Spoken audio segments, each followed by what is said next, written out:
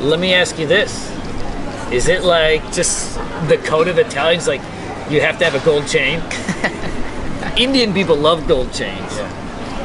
Hairy chests, gold chains, that's what Indians are all about, and computer science. Yeah.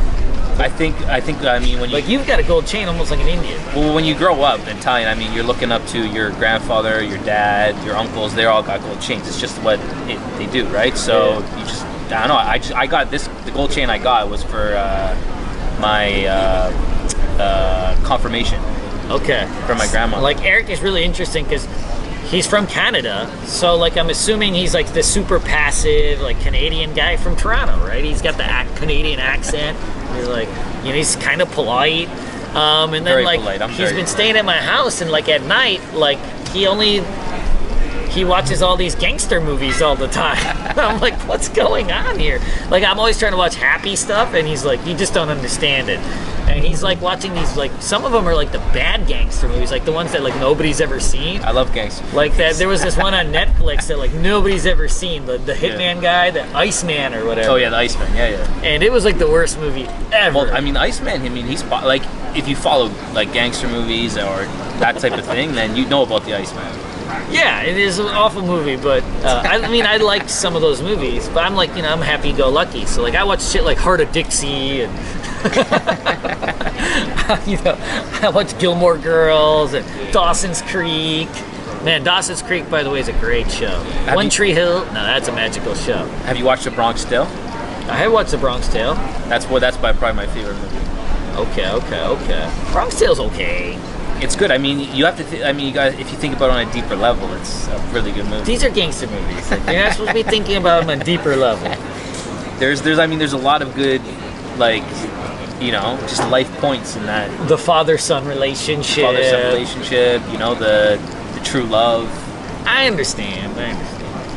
I kind of like Goodfellas just because it's like more funny. the decision of a son, you know, to Why are you yelling at me? To want to make his father proud, but also seek new opportunities, if you would want to call it that. That's true. Maybe that's just how the Bronx was back then. Yeah, maybe. But it wasn't that funny. I just feel like a gangster movie should be inherently a little bit funny. Well, what do you mean by funny? Like the, you know, like the inherent, like, just jokes. I mean, like, it's realistically, it's supposed to be a lot of money. Like, Goodfellas was funny. A lot of girls. Like, there was no good-looking Dead girls. bodies. There was no good-looking girls in Goodfellas. Goodfellas? Well, But it was funny. Yeah, it was. I mean, it was a bit funny. There was some good-looking girls. They were just like that. They had that old school. Like, Joe Pesci's funny. Joe Pesci's the man. Yeah, he's very funny.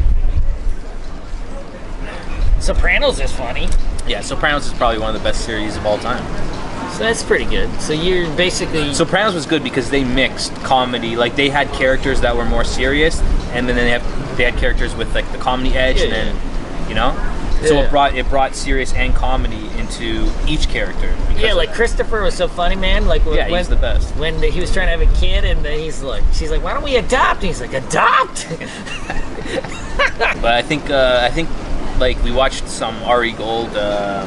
He was very clips yesterday, so Entourage. I've watched the Entourage series twice, but I'm thinking maybe a third time. I'm ready to go because it just pumps me up, man. Entourage makes me want to make money, real bad. It does. It makes me sad, so I don't watch it anymore because that's how I used to be when I was in my 20s. Now I'm old. You're in your 20s.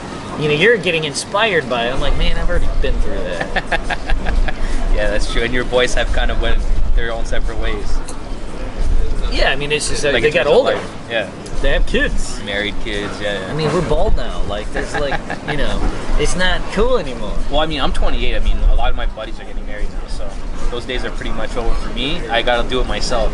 Yeah. I mean, we were still in our heyday even at 32. Like, we were still going strong. Yeah. But yeah, kids happen, houses happen, people can buy houses, all that fun stuff. So I don't like watching Entourage anymore. It makes me depressed. Maybe we won't watch that series. I like to look forward to the future, but I'm a sentimental guy. All right, so like, what's your favorite series of all time? Entourage. Okay, what about movie? Ooh, Wedding Crashers. Wedding Crashers, yeah, that was a good one. And Forgetting Sarah Marshall. But Wedding Crashers is really funny. I used to talk super fast like Vince Vaughn. I'm much more of a slow talker now, but I used to talk super fast like Vince Vaughn. in Wedding Crashers. So I was like all up on that shit. I'm like, oh my god, he's like my fucking kindred spirit here. Because I used to do stupid shit like that all the time. The Owen Wilson Vince Vaughn is probably one of the best duos in movies. Yeah, that is a great duo. Okay, so what do you think about the Lakers trying to get Paul George? Paul George is overrated. You've been saving that one because you wore your basketball jersey. So what, you don't think they should get him? No, he's not a superstar anymore. I mean, there was rumors he's going to come to Toronto. Yeah, he's a good player. He is a good player, but he's not like a top 10. You don't think he's top 10? No. He doesn't control games. He needs a good team around him, right? Yeah. Like almost all good players, they need a good team around them. You know, there's a handful of people that can have shitty teams and still have, or not as good, you know, players around them and still have good teams, right? LeBron James, he's had some bad teams. Yeah. Still makes it to the finals. He gets a lot of flack for not being clutch or whatever, but he's been historically, he's taken some bad teams and he makes the people around him really good. Yeah. Obviously, that's a historical. Tim Duncan was like that. You know, they made it to some finals when they beat the Pistons. I'm from Detroit. When they beat the Pistons in the finals that year, I mean, you know, that was like slow scoring basketball. All those games were like 70 to 72, and their whole offense was throw the ball to Tim Duncan and let him do his thing. Now the Spurs are like freewheeling and, you know, all that stuff. But before they were really grinded out. You know, there's, you know, so I don't think he's a superstar. You don't give up like all the picks. You can give up one pick and one good player, but you don't give the Godfather offer. So, I mean, what do you think? Ode to you. What's that? The Godfather offer. I think Jimmy Butler's better than Paul George. Yeah? Oh, yeah. He's a hustler, too. He's a hard worker. What do you think about this whole, like... Paul George, by the way, is super athletic, but you never see him really drive the hole. Like, he's a great dunker. He just sits back and shoots threes all day. He's fucking 6'10".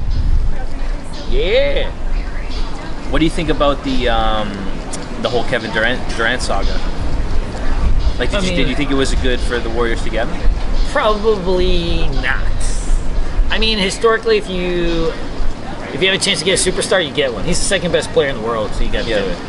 Yeah. But they gave up like all their depth, maybe a little chemistry. Who knows, right? And obviously the risk of him getting injured, which happened. But you know, it's a risk still. Everything is a risk, right? Yeah. You have a chance to get somebody, I think you still get them, and worry about the rest later. Yeah. You know, you can always trade somebody, right? If it doesn't work, you can trade somebody, but you've accumulated an asset for, you know, spare parts. Yeah. And you need depth to win, and they didn't have any. They gave it up to get Kevin Durant. But at some point, you can say, "Oh, I have Kevin Durant. I can get rid of Klay Thompson, who's awesome also." But like, you can do other moves. Yeah. You know, if at some point you have an asset, and when you have a chance to get an asset for nothing. By the way, they gave up nothing, right? Yeah. So imagine like somebody's like, "Oh, you take this beach house," and you're like, "I don't need a beach house to live in. I have my own house. It's shittier, but I have it. And I really like it." And you're like, "But it's free. Take it." And you just take it, and you worry about what you can do with it later, right? Yeah. Like when you win a contest, like our free iPad contest, you may already have an iPad. It may be the greatest iPad in the history of the world. It could be an iPad Pro. But when we did that contest, and we made sure to do iPad Mini because they're cheaper. You know what was the interesting thing about take the iPad. About that contest is no one, like, we thought giving away an iPad Mini would be good, you know, more mainstream, but nobody cared about it. Yeah, people wanted the boot camp. Everybody wanted the boot camp. All the comments said, "I want the boot camp. I don't want to win the iPad." Nobody wants the iPad Mini. You know why nobody wants the iPad Mini? The iPad Mini is like an iPhone. Yeah.